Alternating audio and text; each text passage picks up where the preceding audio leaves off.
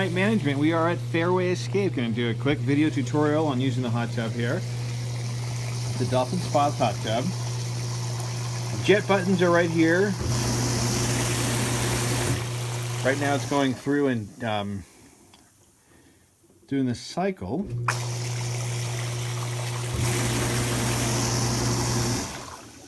So now to change the temperature, what you have to do is, this is the hot and cold, hot or colder.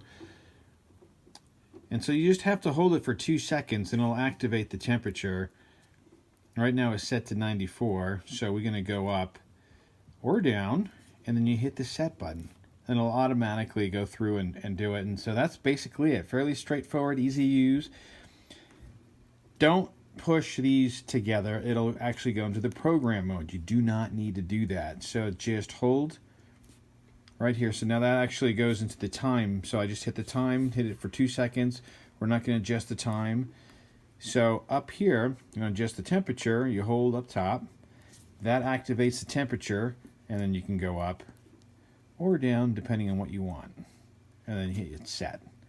That would be it. So if you have any further questions, you can reach out to us. My name is Joe Hill at DoneRight Management. The office number is the 208-634-0030.